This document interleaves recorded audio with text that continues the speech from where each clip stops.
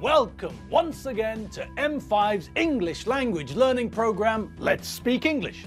I'm Gav Duncan and I'm here on your TV to help you learn English. Now, are you sitting comfortably? Yes? Good! And are you ready for today's lesson? Yes? Good! Okay, well, let's learn English together.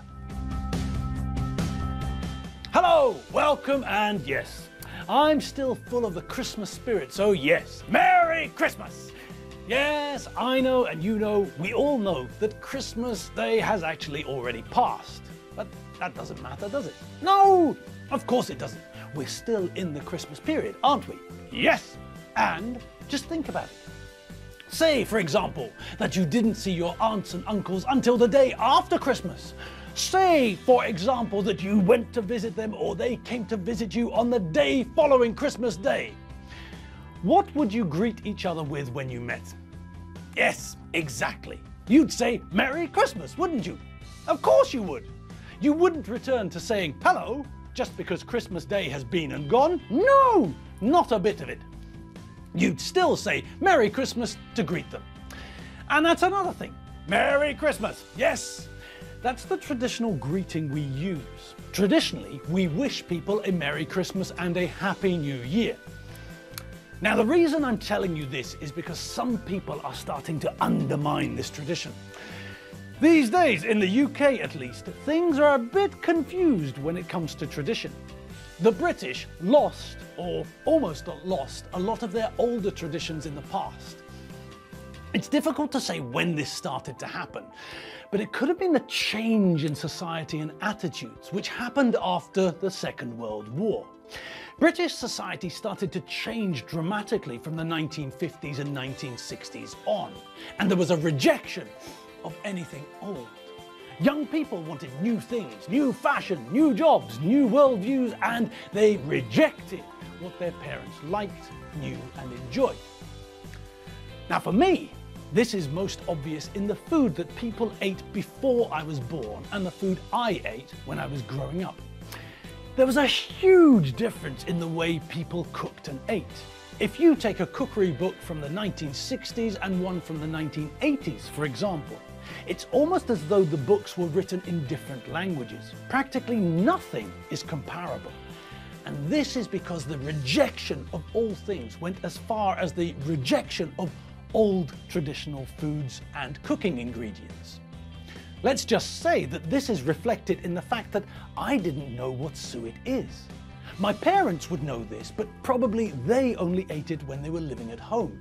My grandparents' generation, now they were the ones who knew and used things like suet and lard. That generation cooked and baked with animal fat, not with olive oil. Okay, and why am I telling you this? Well, it's to do with the greetings we say to each other at this time of the year. Traditionally, people say Merry Christmas. We wish each other a Merry Christmas. And then, a few days later, we wish each other a Happy New Year. And this is the way it should be. But in the past few years, I've heard people wishing each other a Happy Christmas, which, in my opinion, is just wrong. Still, the people who do this are mainly British, and so, well, to be honest, it seems like this is just another example of the British abandoning their traditions. On a more positive note, I can detect that certain things are starting to appear in British culture once more. Nowadays, people have started to, well, not reject olive oil, but they've started using things like animal fat once again. Traditional foods that I only ever heard about are becoming more and more popular again. So, to take a Hungarian example, bread and dripping was the British version of what here in Hungary we know as széles. The only real differences between the Hungarian and British varieties are that the British traditionally used beef dripping, fat which dripped out of the beef when it was being cooked.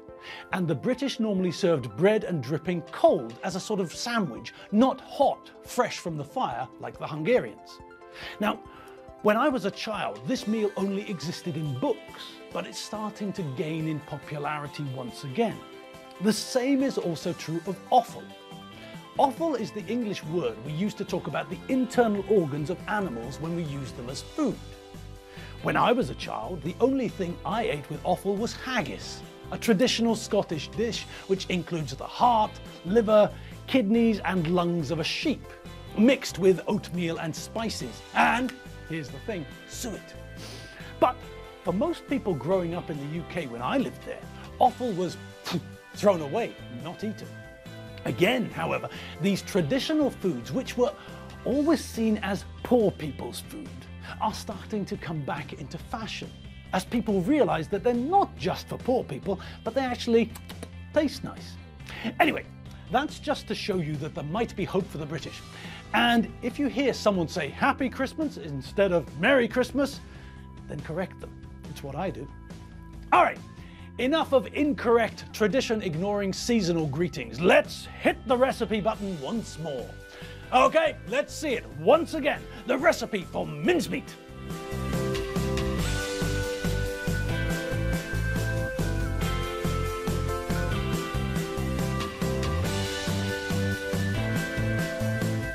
Okay, so what have we covered? Well, we've done the suet, we've done the Bramley's apples, we've peeled, cored and chopped those. We know that we need 3 varieties of semi-dried grapes, and now let's have a look at what else we need. So, 125 grams of candied peel.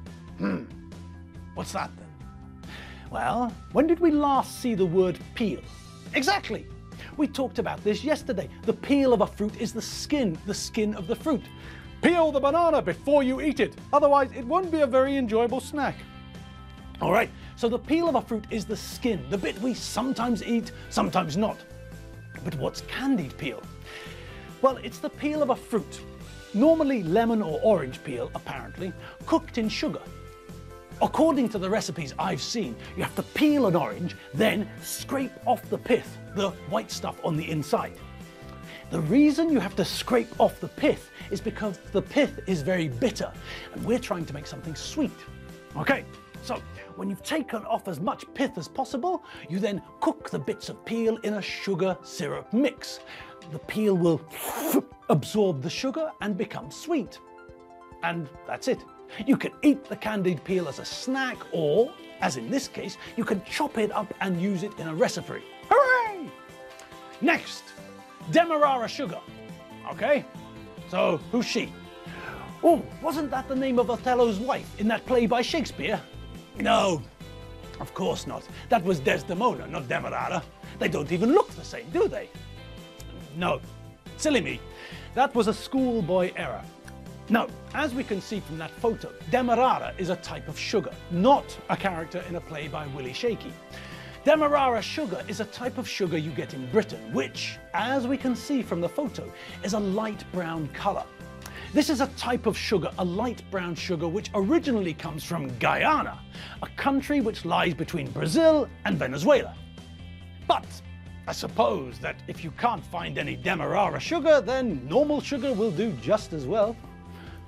Okay, so what's left on the list? What haven't we dealt with? Well, there's a couple of things left. 1 teaspoon of mixed spice, and here we all remember that TSP is short for a teaspoon, a small spoon, so we need a teaspoon of mixed spice. Well, for the love of all things holy, what's that about? Well, once again, this is a peculiarly British thing connected to Christmas baking, but here's the thing. I found some information on the internet which tells you what mixed spice is made of. Apparently, you can make your own. To make your own, you need some ground spices. And we all remember what ground means, don't we? Yes, of course we do. This is an adjective which comes from the verb to grind, which is when we reduce something to a powder by crushing it. Think about when you use a pestle and mortar. Now, when you use a pestle and mortar, what you're doing is grinding something into a powder. You're crushing something into a powder. All right, so for mixed spice, we need 1 tablespoon, so that's a big spoon, like a soup spoon, of ground cinnamon, a tablespoon of ground nutmeg, 2 teaspoons, so small spoons, of ground mace, a teaspoon of ground cloves, a teaspoon of ground coriander, a teaspoon of ground ginger, and a tablespoon of ground allspice. Okay, those are all simple enough, but what on earth's that last one? A tablespoon, so quite a bit of ground allspice. What's allspice when it's not in a recipe for mixed spice? Well, I had a look and apparently it looks like this. According to what I read, this allspice thing is the dried berry of the pimento dioica tree, if that helps.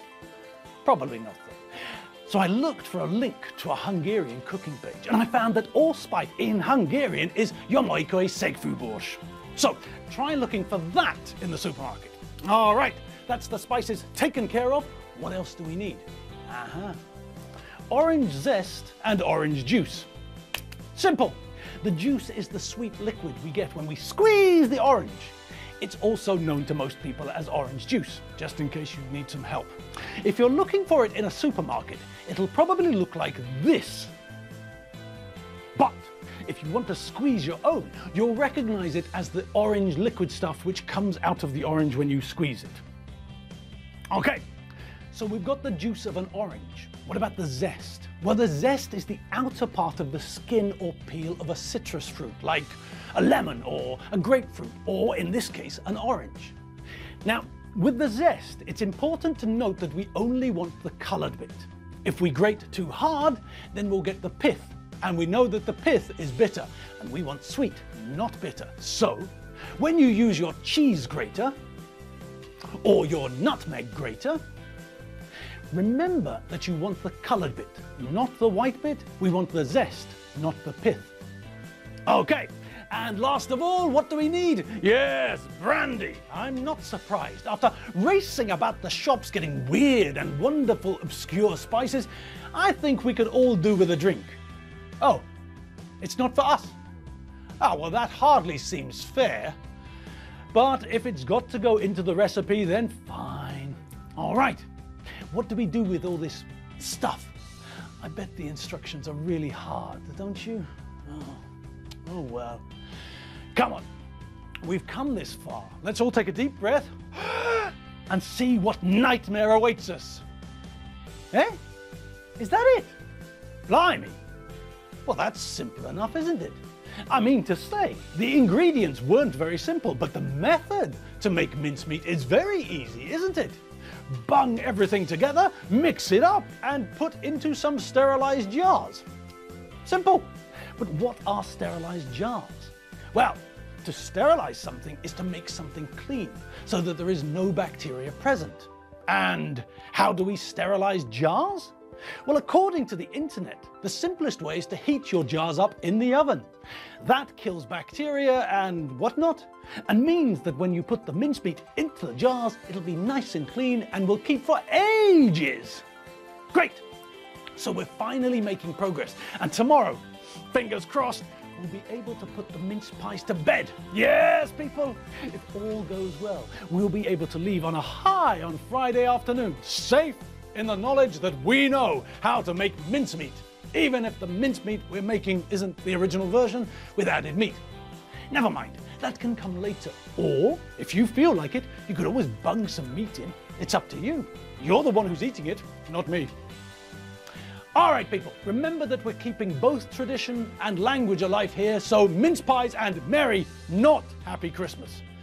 Honestly, whoever heard of Happy Christmas?